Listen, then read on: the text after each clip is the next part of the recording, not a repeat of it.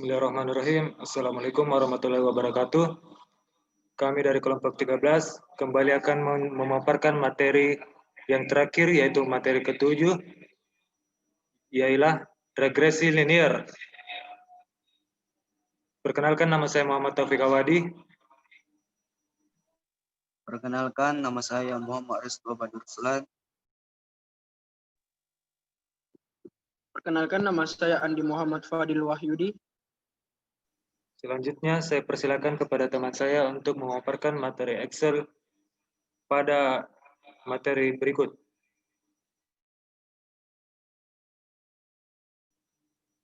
Baik, saya akan melanjutkan atau memaparkan materi pada Excel. Untuk linear sederhana, sepatu dan promosi, bentuk pengambilan data atau data yang kita input yaitu 25 data. Sepatu dan promosi. Dan untuk linear berganda, pengumpulan datanya 51 untuk UAS, minat, belajar, hadir, UTS, dan perpustakaan. Data yang dikumpulkan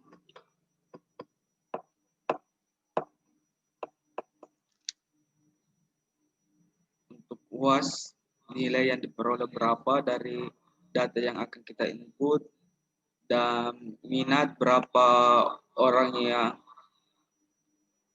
minat, belajar, dan hadir. Pengambilan data kepada seorang murid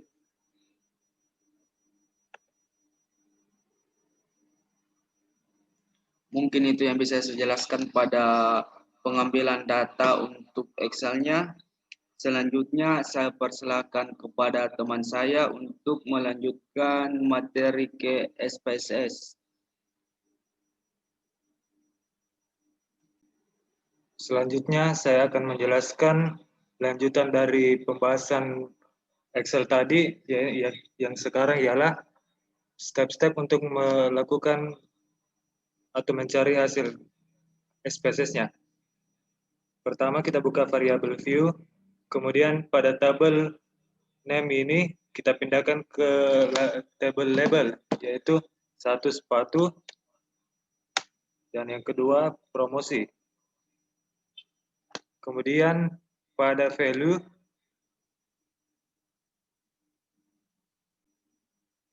kemudian pada tabel value tidak usah diisi, kita langsung lanjut ke data view. Di data view kita membuka analis, kemudian masuk ke regression, lalu ke linear. Setelah data linear terbuka, kita masukkan variabel jumlah atau produk yang terjual ialah sepatu ke dalam tabel ke kolom dependen, kemudian masukkan variabel biaya promosi ke tabel independence. Setelah semua data dimasukkan, klik tombol statistik.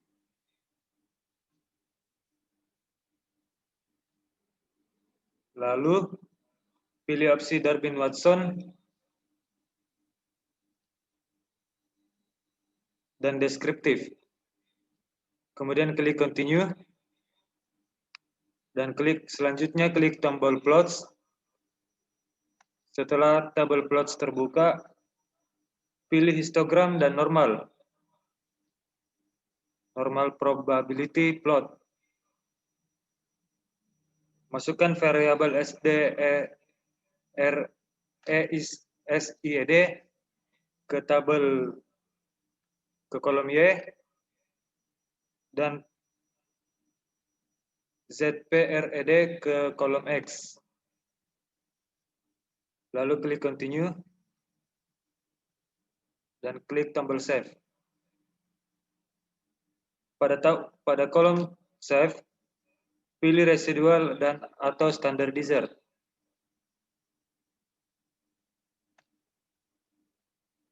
Lalu klik OK.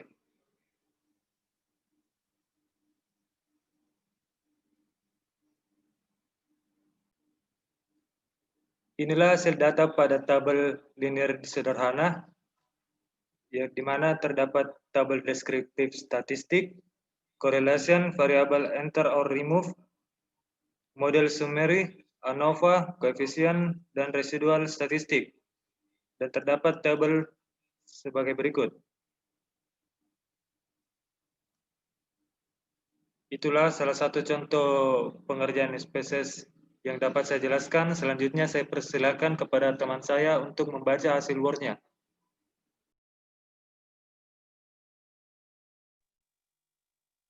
Baik, selanjutnya saya akan membahas tentang bagian dari Word. Linear sederhana.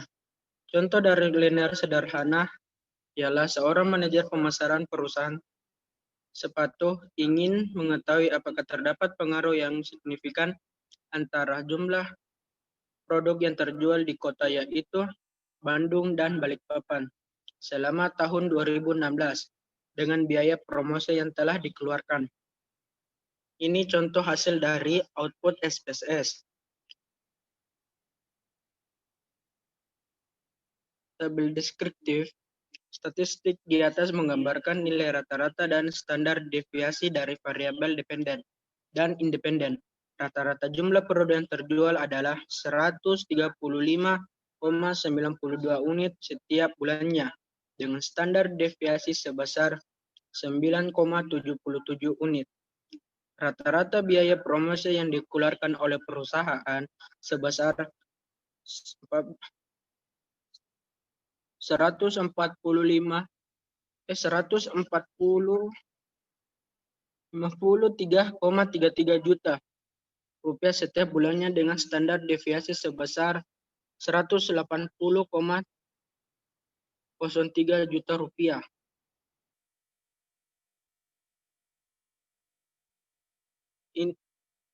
Tabel correlation menggambarkan hubungan antara jumlah barang yang terjual yaitu sepatu dan harga promosi. Korelasi persen digunakan untuk mengukur keeratan hubungan antara kedua data tersebut. Besar korelasi adalah 0,358. Korelasinya positif. Pada tabel model summary di mana nilai Durbin-Watson menunjukkan nilai 1,723.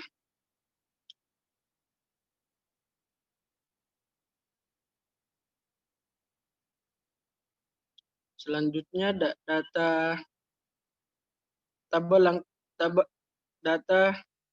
normal P per P plot of regression standardization residual. Tabel langkah awal analisis regression menggambarkan pemeriksaan terhadap asumsi yang meliputi pengujian normalitas residual, tidak adanya problem heteroskodalistisitas pada residual dan tidak adanya problem autokorelasi pada residual. Pengujian normalitas residual dapat dilihat dari grafik normal P per P plot. Apabila setiap pancaran dan data residual berada di sekitar garis lurus, maka dikatakan bahwa residual mengikuti fungsi distribusi normal. Dari hasil grafik normal P per P plot, diketahui bahwa pancaran residual berada dalam garis lurus melintang. Selain metode grafik normal P per P plot, untuk memvalidasi bahwa residual mengikuti distribusi normal, perlu dilakukan pengujian normalitas dengan statistik uji Kolmogorov Simov di mana dari hasil pengujian ini diperoleh nilai value sebesar 0,998 sehingga dapat disimpulkan bahwa nilai residual mengikuti distribusi normal.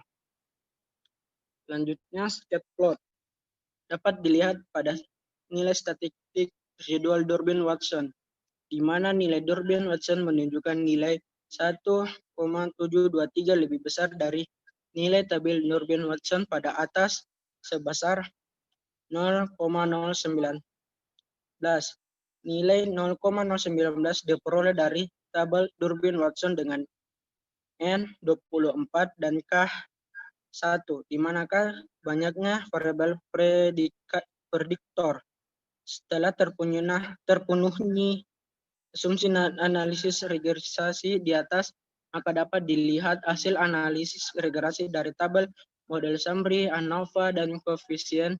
Dari tabel koefisien, maka nilai tes statistik sebesar 1,800 yang bernilai lebih kecil dari 0,05.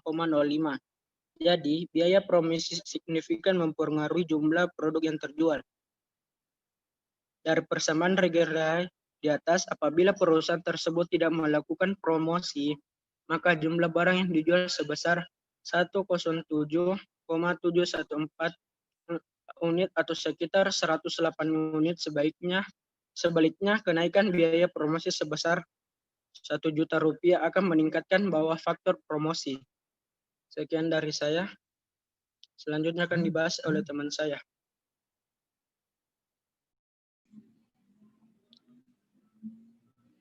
Saya akan melanjutkan materi yang dipaparkan oleh teman saya. Linear berganda. Contoh kasus, dosen mata kuliah teknik komputer ingin mengetahui faktor-faktor yang berpengaruh terhadap nilai ujian akhir atau UAS, yang dimana dapat dilihat pada minat mahasiswa terhadap mata kuliah ini. Frekuensi nilai UTS dapat diukur melalui seberapa banyak mahasiswa atau mahasiswi yang berkunjung ke perpustakaan. Keterangan 0 sama dengan jarang, dan 1 sama dengan sering. Seperti yang terlihat pada tabel deskriptif statistik. Model summary dengan keterangan prediktor atau konstan, perpustakaan minat UTS belajar hadir, dan B dependent variable atau UAS. Yang ketiga ada tabel ANOVA dengan keterangan dependent variable atau UAS, prediktor konstan perpustakaan minat UTS belajar dan hadir. Keempat ada tabel koefisien dengan keterangan dependent variable atau UAS. Tabel kelima on sample Kolmogorov-Smirnov test dengan keterangan pada tabel tersebut.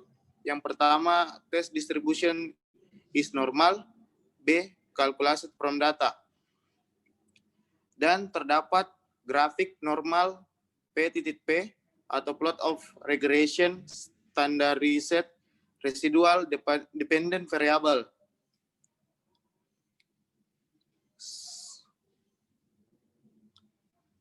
Tabel deskriptif statistik di atas menjelaskan nilai rata-rata dan standar deviasi dan variabel data. Rata-rata nilai UAS 50 orang siswa adalah 70,20 dengan simpangan deviasi sebesar 5.12.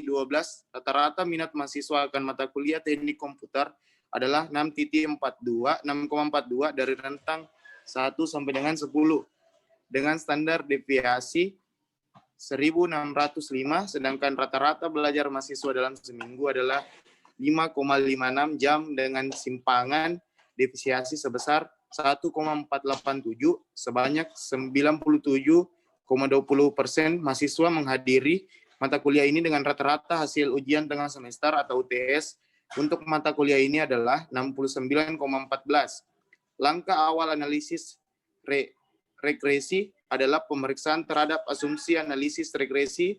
Pertama adalah normality of residual.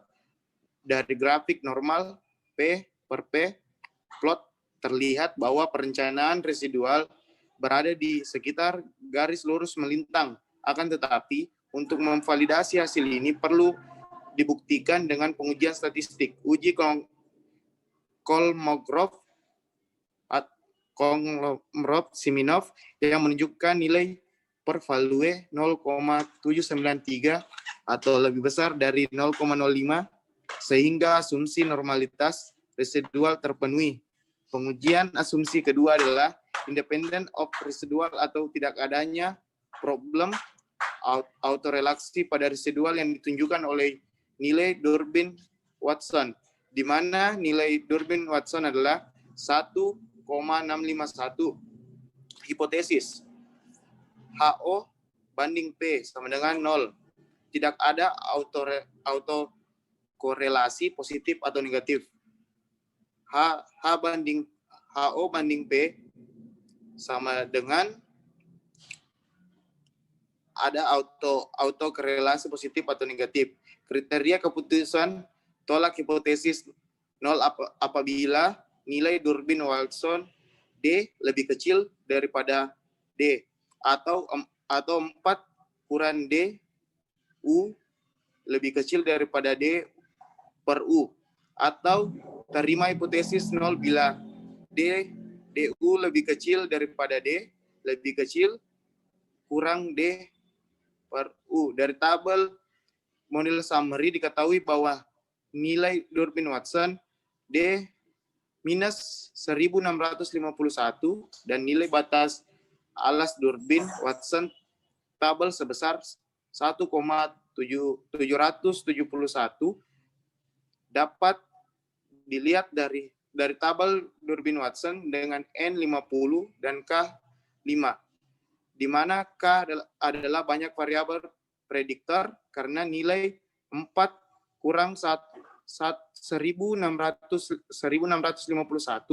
lebih kecil daripada 1,771 atau 1,771 lebih besar 1651 lebih kecil 4 kurang 1771 hipotesis 0 diterima, artinya tidak ada autorelaksasi positif atau negatif. Pemeriksaan asumsi ketiga yaitu tidak adanya multikolerasi antara variabel independen. Pemeriksaan ini dilakukan dengan melihat nilai VIV atau varian invalidated factor, di mana jika nilai VIP lebih besar daripada 10, maka dapat dikatakan terdapat gejala multikolinearitas. Dan dari hasil regresi di atas, semua variabel independen mempunyai nilai VIP lebih kecil dari 10, sehingga kita menyimpulkan tidak adanya problem multikolinearisasi atau tidak terdapat hubungan linear yang sangat tinggi antara variabel independen. Pemeriksaan asumsi keempat adalah homoscedasticity of residual atau tidak adanya problem heterokedasitas pada residual. Berdasarkan hasil scatterplot, pancaran data tidak menunjukkan suatu pola tertentu. Pancaran data menyebar secara acak, sehingga kita dapat menyimpulkan bahwa tidak adanya problem heterodasilitas pada residual. Setelah pemeriksaan terhadap asumsi terpenuhi, langkah selanjutnya adalah pengujian hipotesis. Hipotesis secara keseluruhan.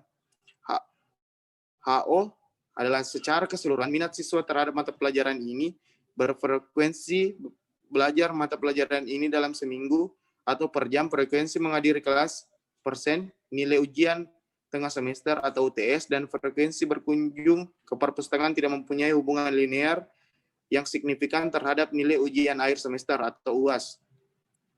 H1 adalah secara keseluruhan minat siswa terhadap mata pelajaran ini, berfrekuensi belajar mata siswa seminggu per jam, frekuensi menghadiri kelas per persen, nilai ujian tengah semester atau UTS, dan frekuensi berkunjung pada perpustakaan mempunyai hubungan linear yang signifikan terhadap nilai ujian akhir semester atau UAS. Statistik uji, statistik F kriteria uji. Tolak hipotesis 0 bila nilai signifikan value F test lebih kecil 0,05 hasil oleh karena nilai per value F test sebesar 0,000 lebih kecil 0,05, maka hipotesis 0 ditolak, yang berarti bahwa secara keseluruhan variabel independen mempunyai hubungan linear dengan variabel dependen. Secara bersama-sama, minat siswa terhadap mata pelajaran ini berfrekuensi belajar ini dalam seminggu atau per jam, frekuensi menghadiri kelas per persen, nilai tengah semester atau UTS, dan nilai frekuensi berkunjung ke perpustakaan berpengaruh terhadap nilai akhir semester atau UAS. Pengujian secara individu. HO berketerangan HO minat terhadap mata pelajaran tidak mempunyai hubungan linear terhadap ujian akhir semester. Keterangan H1 minat terhadap mata pelajaran mempunyai hubungan linear terhadap ujian akhir semester. HO, frekuensi belajar tidak mempunyai hubungan linear terhadap ujian akhir semester. Keterangan H2, frekuensi belajar mempunyai hubungan linear terhadap ujian akhir semester. HO, frekuensi kehadiran tidak mempunyai hubungan linear terhadap ujian semester akhir. H3, keterangan H3, frekuensi kehadiran di kelas mempunyai hubungan linear terhadap ujian akhir semester. H4, nilai UTS mempunyai hubungan linear terhadap ujian akhir semester. Keterangan H5, frekuensi berkunjung ke perpustakaan mempunyai hubungan tin terhadap ujian akhir semester. Uji statistik. Statistik yang pertama, kriteria uji tolak hipotesis 0 apabila nilai per value T per tes lebih kecil 0,05. Hasil berdasarkan tabel koefisien nilai per value untuk variabel frekuensi belajar hasil UTS lebih kecil 0,05 sehingga kedua variabel tersebut berpengaruh terhadap nilai UAS. Adapun variabel minat belajar mempunyai nilai per value sebesar 0,072 dan keperpustakaan mempunyai nilai per value sebesar 0,932 yang signifikan pada alfa 10%. Sementara itu, frekuensi kehadiran di kelas mempunyai nilai per value lebih besar 0,05 sehingga hipotesis 0 diterima yang berarti variabel kehadiran tidak berpengaruh terhadap nilai UAS. Model persamaan regresi dengan tetap melibatkan variabel yang tidak berpengaruh dalam model adalah seperti contohnya Y sama dengan 7,656 ditambah minus 2,442 dikali 1 ditambah 1,418 X2 tambah 0,434 X3 tambah 0,355 X4 tambah 6,557 X5 atau Y sama dengan 7,656 tambah 2,442 minat tambah 1,418 lama belajar ditambah 0,434 kehadiran tambah 0,355 ujian tengah semester tambah minus 6,557 perpustakaan. Dengan memasukkan suatu bilangan tertentu ke dalam model persamaan regresi di atas, maka dapat diprediksi nilai ujian akhir semester atau UAS. Adapun persamaan regresi yang hanya melibatkan variabel yang berpengaruh dapat dilakukan estimasi dengan metode stepwise. Hasilnya adalah Y sama dengan 17,053 ditambah 4,625 minat tambah 0,284 UTS tambah 7,295 perpustakaan.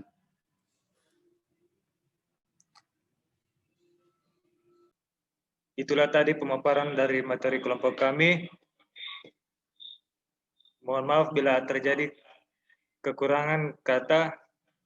Mohon maaf. Sekian dari kelompok kami. Wabillahi taufiq wal hidayah. Wassalamualaikum warahmatullahi wabarakatuh.